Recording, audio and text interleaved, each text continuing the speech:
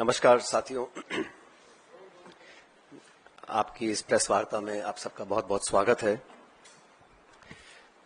सबसे पहले पिछले कुछ दिनों में जिन भारतीय नागरिकों की मौत हुई है, खासकर सरहद के पास वाले क्षेत्रों में, मैं अपनी तरफ से, अपनी पार्टी की तरफ से और सभी लोगों की तरफ से उनको बहुत बहुत सांत्वना देना चाहता हूं और अपनी श्रद्धांजलि अर्पित करना चाहता हूं जिन लोगों की मौत पिछले कई दिनों में हुई है। दूसरा, मैं भारतीय सेना, भारतीय वायुसेना, थल सेना, हमारे सैनिकों का, हमारी फौज का जो पराक्रम और शौर्य है, मैं उसको सलाम करना चाहता हूं। और भारतीय सेना ने एक बार दोबारा दिखाया है कि वो दुनिया की सर्वोच्चतम सेनाओं में से एक है। A professional armed forces that is second to none. The valor, the bravery, and the professionalism of the Indian Armed Forces is unprecedented and second to none. पिछले 24 घंटों का जो घटनाक्रम है बहुत तेजी से बदला है और हम सबको बड़ा आश्चर्य हुआ जब सीज फायर की जो घोषणा है वो अमेरिकी राष्ट्रपति ने करी। ये शायद पहली बार हुआ है कि इस प्रकार की सीज फायर की घोषणा सोशल मीडिया के माध्यम से अमेरिका के राष्ट्रपति करते हैं। और जो उन्होंने अपने सोशल पोस्ट पर लिखा है उस पर भी हमको ध्यान देना चाहिए।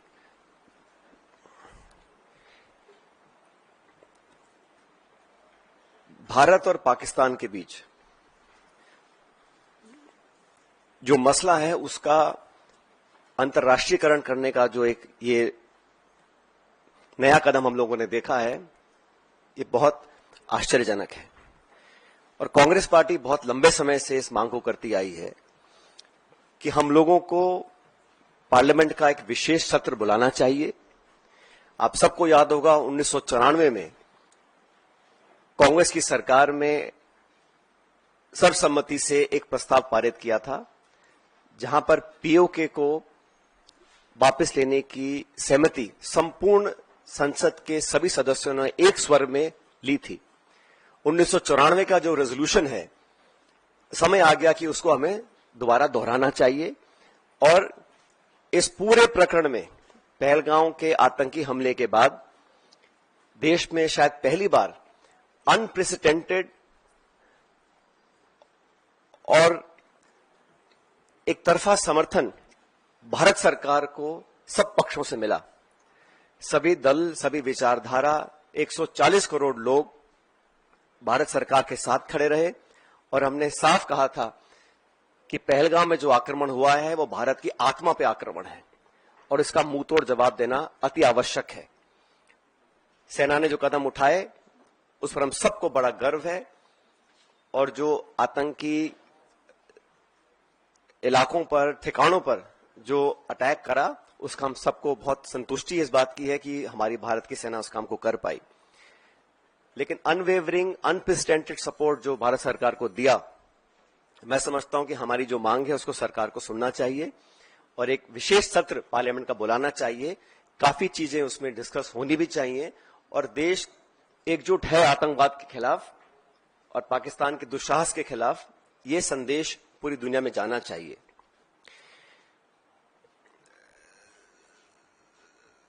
साथियों, जब ये घोषणा मीडिया के माध्यम से, और मैं सिर्फ उन बातों को रखना चाहता हूं जो पब्लिक डोमेन में है, काफी कुछ ऐसी बातें हैं जो हम सबको जानकारी में नहीं है, लेकिन जो पब्लिक डोमेन में है उसको देखकर लगता है कि बहुत से सवाल खड़े हुए हैं।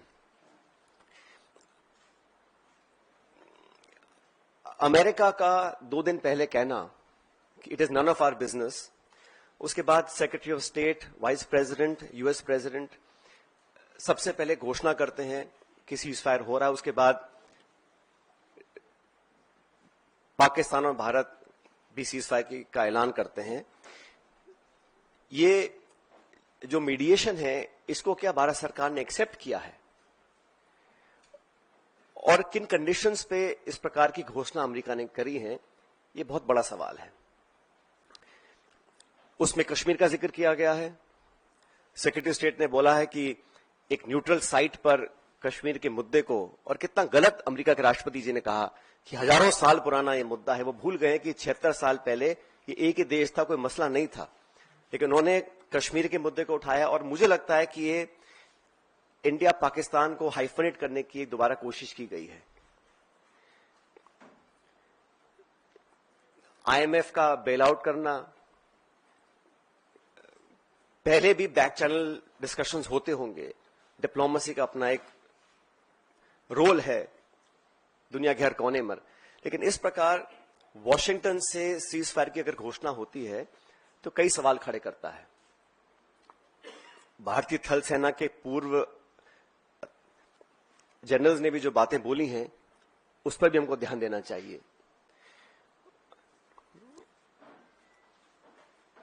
मैं मानता हूं कि सीज फायर की घोषणा के बाद जो कल बॉर्डर पर लगातार वायलेशंस हुए, गोले दागे गए,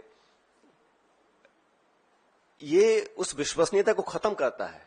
अगर सीज फायर हुआ है, अनाउंस हुआ है, दोनों पक्षों ने, डीजीएमओज ने बात कर सीज फायर की घोषणा करी है, उसके तुरंत बाद रात भर जो खबरें हमें देखने को मिली हैं उसमें निरंतर वायलेशंस हुए हैं सीज फायर के।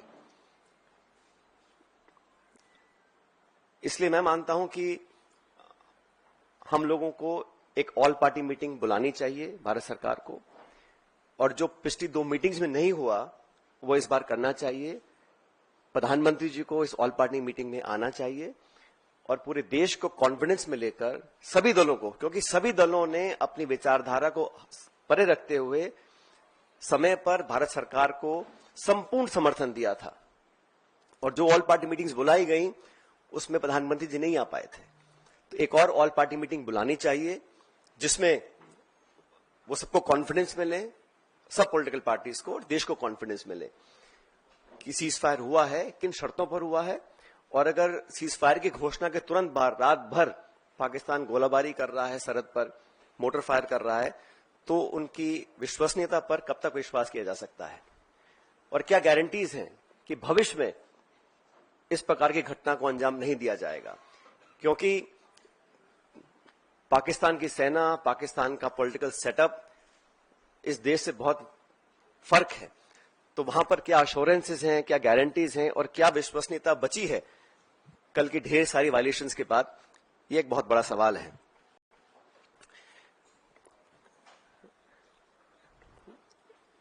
उन्नीस सौ 71 में भी जब युद्ध छिड़ा था तो अमेरिका ने कहा था कि हम बे ऑफ बंगाल में अपना 7वां बेड़ा भेज रहे हैं, we will deploy the 7th fleet. That's what the Americans said. But despite that, the then government and Indira ji went ahead and did what was in a supreme national interest. आज हम उनको याद करते हैं कि वो नेतृत्व ऐसा था जहां पर नेशनल इंटरेस्ट को सबसे ऊपर रखा गया।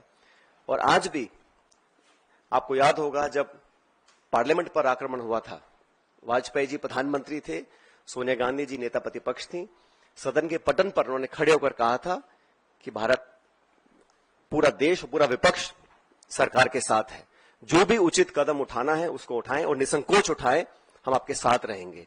उन्हीं परंपराओं को कायम रखते हुए प्रमुख विपक्षी दल कांग्रेस पार्टी और तमाम दलों ने, चाहे वो खरगे जी हो, राहुल गांधी जी हो, हम सब ने सरकार को पूरा समर्थन दिया था। लेकिन इस प्रकार जो सीज फायर की घोषणा अमेरिकी राष्ट्रपति करते हैं, कुछ घंटे के बाद उसको वेरीफाई पाकिस्तान और इंडिया करते हैं, तो कहीं ना कहीं इस कश्मीर मुद्दे पर भी जो स्टेटमेंट्स आए अमेरिका की तरफ से, उस पर सरकार को अपना पक्ष रखना चाहिए, क्योंकि ये बायलैटरल इशू है। इसका अंतर्राष्ट्रीयकरण करने की जो कोशिश की जा रही है इस पूरे प्रकरण के माध्यम से, मैं इसको ठीक नहीं समझता हूं। एक विशेष सत्र पार्लियामेंट का बुलाना चाहिए और कम से कम 1994 का जो रेजोल्यूशन था उसको दोबारा अडॉप्ट करें और देश के सामने स्पष्ट तरीके से कहा जाए कि no third party involvement will be accepted, it is a bilateral issue and it is India's and Pakistan issue and no country including America should have a space to intervene in a bilateral issue. अब तक हमारे पिछले कई दशकों की जो foreign policy थी, जो स्टेटेड पॉलिसी थी, वो बड़ी स्पष्ट थी। उसमें कहीं मीडिएशन का, नेगोशिएशंस का, थर्ड पार्टी इन्वॉल्वमेंट का कोई स्कोप ही नहीं था, चाहे कोई प्रधानमंत्री हो, कोई सरकार हो। लेकिन जो अमेरिका का स्टेटमेंट आया है, उस पर इन सारी चीजों के ऊपर एक सवाल उठना लाजमी बनता है। इसलिए मैं इतना अपील करूंगा कि ऑल पार्टी मीटिंग सरकार को बुलानी चाहिए तुरंत प्रभाव से। और हमारे सैनिकों ने पिछले दिनों में जो कर दिखाया है, मुझे लगता है कि उस पर हम सबको बड़ा फख्र है, बड़ा नाज है।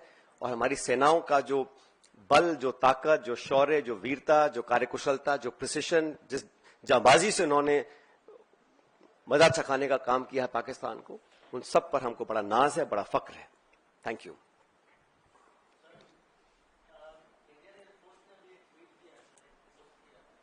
उसमें उन्होंने कहा है कि ऑपरेशन सिंदूर अभी जारी है और जो भी नेशनल ऑब्जेक्टिव था उसको उन्होंने पूरा किया है, लेकिन एक बड़ी बात यह है कि अभी जारी है ऑपरेशन सिंदूर। देखिए, आईएफ का जो सोशल मीडिया पे पोस्ट आया है, मैं उसका पूरा सम्मान करता हूं और मैं नहीं समझता हूं कि हम लोगों को भारतीय वायुसेना के किसी भी स्टेटमेंट या किसी भी स्टैंड पर अपनी टिप्पणी देनी चाहिए। वो अपना काम कर रहे हैं और मैं समझता हूं हम सबको आज अपनी सेना के साथ, अपनी वायुसेना के साथ मजबूती से खड़ा रहना है। जो उचित है, जो ठीक है, वो सेना में इतना दम और इतनी समझ है कि उनको कब क्या करना है।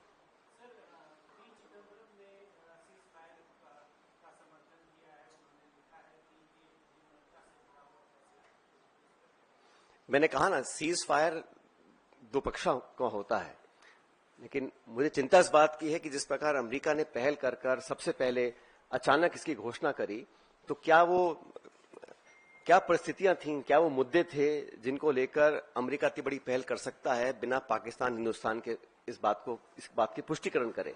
ये इतिहास में पहली बार हुआ है। What I am saying is that the fact that the US unilaterally announces a ceasefire between two countries so far away, it's unprecedented. It has never happened before, and they've tried to engulf the discussion to involve Kashmir, which again is unprecedented. To say that they will meet at a neutral site. Who are they to decide what is the neutral site and who should meet? POK is part of this country. We have resolved in 1994 to take back POK. Has there been a change in that stand? What are the conditions? What are the circumstances? What are the issues on which they will be talking? And who is a third country to dictate to India where and when we should meet and how we should meet? That is a question that needs to be answered.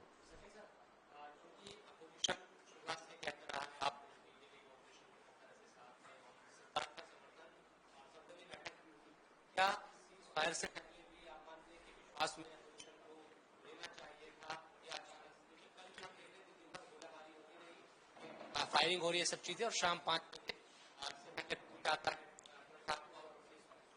जैसा मैंने कहा कि all party meetings में क्या discuss किया, रक्षा मंत्री जी ने जो ब्रीफ किया अलग अलग दलों को, वो मीडिया में चर्चा करने का विषय नहीं है। लेकिन मैं इतना कहना चाहता हूं कि हमारी डिमांड शुरू से 22 तारीख को पहली बार ही खड़गे जी और राहुल जी ने कहा था कि हम सरकार के साथ हैं, निसंकोच होकर पाकिस्तान के दांत खट्टे करने का और सबक सिखाने का, आतंकवादी घटनाओं को जड़ से खत्म करने का हमको एक जो प्रण लिया है उसको पूरा करना चाहिए। और पूरा समर्थन कांग्रेस ने दिया, समूचे विपक्ष ने दिया। और मैंने बार बार कहा कि पहली बार कश्मीर में भी जिस प्रकार के जज्बात सामने आए और वहां पे हर मजहब के लोग, हर धर्म के लोग चाहते थे कि ये जो आतंकवादी हमला है, ये आक्रमण है, इसका जवाब देना चाहिए। उन भावनाओं को, देश के समर्थन को, सर्वदलीय समर्थन जो सरकार को मिला, वो अनप्रेसिडेंटेड था। उसके बाद सरकार ने जो कॉन्फिडेंस में लिया, वो ऑल पार्टी मीटिंग्स में डिस्कस जो किया, वो चर्चा का विषय नहीं है। लेकिन हम चाहते हैं कि अब जो घटनाक्रम हुआ है पिछले 24 घंटे में, उसको लेकर सरकार को एक ऑल पार्टी मीटिंग बुलानी चाहिए और प्रधानमंत्री जी को वहां मौजूद होकर पूरे समूचे पॉलिटिकल जो हमारा पार्लियामेंट की पार्टीज हैं, उनको कॉन्फ्रेंस में लेना चाहिए। और जो अमेरिका का इन्वॉल्वमेंट, अमेरिका की घोषणा, secretary of state, vice president, US president लगातार घोषणाएं कर रहे हैं, ये पहली बार हुआ है। और इस समझ से परे है कि ये ऐसा क्यों होने दिया गया, क्योंकि हम पर आक्रमण हुआ था। भारत ने कभी भी किसी भी देश पर बेवजह अपनी नजरें नहीं टिकाई हैं। We have never been an aggressor. We are land of Mahatma Gandhi. We want peace everywhere, worldwide. But when people are encroaching, they don't want us to progress and be stable and peaceful, when Pakistan for last 35-40 years is instigating violence across the country, multiple occasions, how many lives have we lost? Innocent lives we have lost. We have to protect our citizens. हमारा जो action था, हमने बड़ा समझदारी से, भारतीय सेना ने सिर्फ आतंकी ठिकानों को निशाना बनाया, कोई सिविलियन कैजुअल्टी नहीं हुई, एंड शुरू में कहा गया we are not for escalation, लेकिन जो वहां से रिस्पॉन्स आया उसका जवाब देना था। लेकिन जो सीज फायर करने की घोषणाएं हुई हैं, वो मुझे लगता है कि इसमें सरकार को अपना स्पष्टीकरण देना चाहिए। सचिन सर,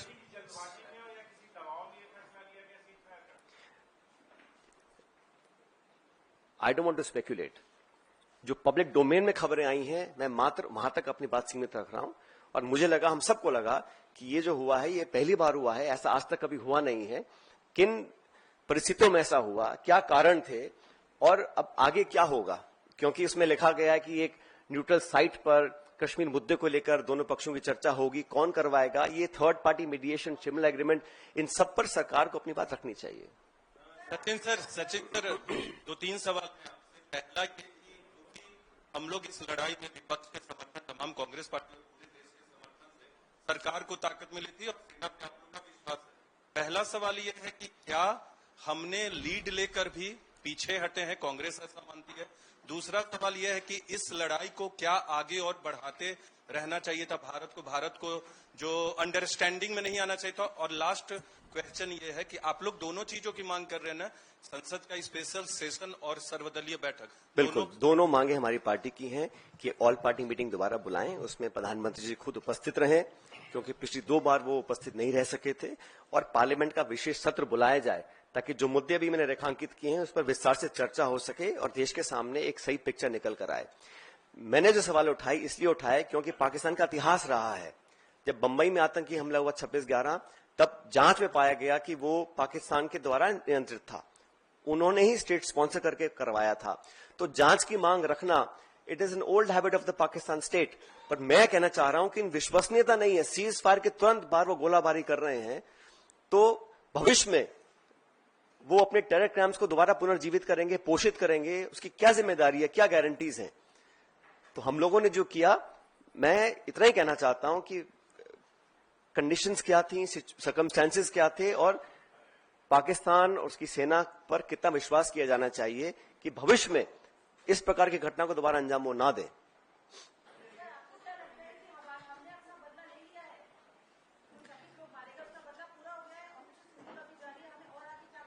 जैसा अभी आपके साथी ने कहा कि एयरफोर्स ने अभी एक स्टेटमेंट जारी किया है, तो we should wait and watch.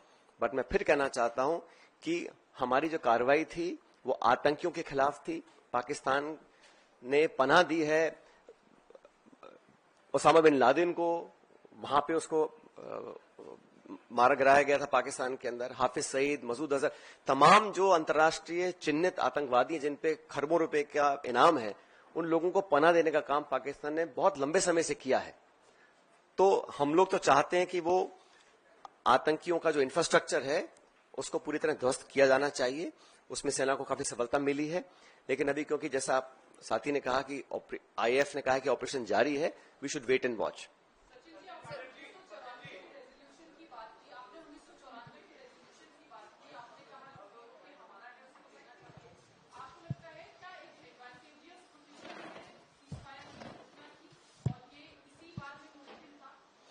मैं स्पेकुलेट करना नहीं चाहता हूं, मैं सिर्फ इतना कहना चाहता हूं 1994 में संपूर्ण संसद ने यूनानिमसली एक रेजोल्यूशन पास किया था और हम उस पर भी आज अड़िग हैं। मैं मानता हूं कि समय आ गया कि हमें उस रेजोल्यूशन को दोबारा दोहराना चाहिए, और अगर कोई चेंज ऑफ स्टैंड है तो चर्चा करनी चाहिए। हमारी पार्टी का कोई चेंज ऑफ स्टैंड नहीं है, वो कांग्रेस के समय में रेजोल्यूशन पास किया गया था 1994 में, और हम आज भी उस पर कायम है, पूरा देश उस पर कायम है। लेकिन एक सर्वदलीय बैठक और पार्लियामेंट का विशेष सत्र सरकार को तुरंत बुलाना चाहिए। सचिन पायलट जी, सचिन जी, मेरा सवाल आपसे ये है कि आप भी फौज में हैं। सवाल ये है कि इंदिरा गांधी ने 1971 में पाकिस्तान के 2 टुकड़े किए थे, और जो हालात अभी सीमा के आसपास के बने हुए हैं पहलगाम के बाद, क्या आप मानते हैं कि एक मौका था पाक अधिकृत कश्मीर पे कब्जा करने का, पाक अधिकृत कश्मीर को लेने का, वो मौका हम चूक गए उस मौके से? मैं इतना ही कहना चाहता हूं कि जब जब पाकिस्तान ने दुस्साहस किया है, आतंकी हमलों को अंजाम दिया है, तथ्यों के साथ ये पाया गया कि Pakistan state is fully involve, तो हम लोगों को वहां पर जो आतंकी गतिविधियां करने वाली जो ताकतें हैं उनको नष्ट करना चाहिए। और 1994 का जो रेजोल्यूशन है पार्लियामेंट का, वो आज भी कायम है। मैं इतना कहना चाहता हूं। सचिन जी, एक सवाल है, कांग्रेस को ज्यादा दिक्कत किस चीज से है? सीज फायर का जो फैसला लिया गया वो विपक्षी पार्टियों को कॉन्फिडेंस में नहीं लिया गया, वो फैसला गलत था, या फिर एक तीसरे देश को इसमें शामिल किया गया और वो जानकारी दे रहा है ट्वीट के जरिए कि भारत पाकिस्तान के बीच अब युद्ध जो है वो खत्म हो रहा है? किस बात पर कांग्रेस की ज्यादा आपत्ति है? पहली बात तो हमारी कोई आपत्ति नहीं है, लेकिन एक प्रमुख विपक्षी दल होने के नाते, क्योंकि हम लोगों ने भी कई साल देश की सेवा सत्ता में भी की है, विपक्ष में भी की है, हमारा इतना मानना है कि जो पिछले 24 घंटे में हुआ है वो आज तक हुआ नहीं। किन कारणों से हुआ उसका स्पष्टीकरण आना चाहिए। और अगर सीज फायर था भी तो डीजीएमओ पाकिस्तान हिंदुस्तान की अगर बात करके किसी निर्णय पर पहुंचते, वो एक अलग विषय था। और शायद ऐसा पहले भी हुआ है, 2021 में पहले ऐसा हुआ है, लेकिन पहली बार किसी तीसरे देश ने इसकी घोषणा करी है। वो मैं समझता हूं कि उस पर भारत सरकार को अपना पक्ष रखना चाहिए कि ऐसा क्यों हुआ और किन कारणों से हुआ, किन परिस्थिति में हुआ। और उसमें दायरे में कश्मीर को लिया गया है और कहा गया कि हम दोनों देशों के साथ ट्रेड करेंगे, इन्वेस्टमेंट करेंगे, और भारत और पाकिस्तान को हाइफनेट करने की कोशिश की है। They have trying to hyphenate India and Pakistan, where I think our effort for the last 20-25 years, any Indian government has done, is to de-hyphenate India and Pakistan. They're trying to bring us back in a hyphenation state, which I don't think is a positive development. Sachin ji, sir जिस तरीके से आपने कहा, और ये तथ्य भी है कि अमेरिका ने इसकी घोषणा करी, अमेरिका कश्मीर की मध्यस्थता की बात कर रहा है, अमेरिका हिंदुस्तान पाकिस्तान को एक तराजू में तौल रहा है, और इतना ही नहीं, चाइना ने आखिर में आते आते साफ कर दिया कि वो इस मामले में पाकिस्तान के साथ खड़ा है। तो कहीं न कहीं भारत की विदेश नीति पर सवाल खड़े होते हैं। क्या भारत की विदेश नीति में कहीं खामी आपको नजर आती है? देखिए, ये समय नहीं है खामियां निकालने का, आलोचना करने का, लेकिन जैसा मैंने कहा, सीज फायर की घोषणा, न्यूट्रल साइट पे इंडिया पाकिस्तान की चर्चा की पहल करवाना, वो भी एक तीसरे मुल्क के माध्यम से, वो हमारी अब तक की फॉरेन पॉलिसी से हटकर है और उस पर सरकार को अपनी बात रखनी चाहिए। मैं नहीं मानता हूं कि आज हम लोग बैठकर आलोचना करें, गिनतियां करें। सरकार ने खुद ही माना था पहली ऑल पार्टी मीटिंग में कि चूक हुई है, कि जो आतंकवादी भारत में आए थे, जब रेल बंद है, हवाई जहाज बंद है, गाड़ियां बंद हैं, कैसे तो आए होंगे वो लोग, तो वो अलग विषय है। आज समय नहीं है कि हम उसका विश्लेषण करें, लेकिन जो अब आने वाले जो समय है उसमें कैसे हम डील करेंगे। भारतीय वायुसेना बोल रही है कि अभी ऑपरेशन जारी है, सीज फायर की घोषणा हुई, उसकी पालना नहीं हो रही है। हम सबने देखा है बॉर्डर सरहद पर जो बमबारी कल हुई है, उसका मल्टीपल वायलेशंस हुए हैं, उस पर हम लोगों को क्या करना है, ये सरकार को मैं फिर कहना चाहता हूं। जहां तक आतंकवाद से निपटने की बात है, जहां तक पाकिस्तान को सबक सिखाने की बात है, और भविष्य में उनमें वो क्षमता ना रहे कि वो आतंकियों को पनाह और ट्रेनिंग दे सके, उस टारगेट को हासिल करने की बात है। पूरी भारत की जनता, एक एक व्यक्ति सरकार के साथ खड़ा है, और हमारी फौजों ने जो अब तक करके दिखाया उस पर हमको पूरा नाज है, हम समर्थन में है। लेकिन जो सीज फायर वाला प्रकरण है, उस पर मुझे लगता है कि कई प्रश्न और सवाल खड़े हुए हैं। ये कोई नई बात तो है नहीं, हम सब जानते हैं कि उनका पूरा समर्थन रहा है। जो आर्टिलरी है, इक्विपमेंट है, वो सारा चीन सप्लाई करता है पाकिस्तान को। Thank you.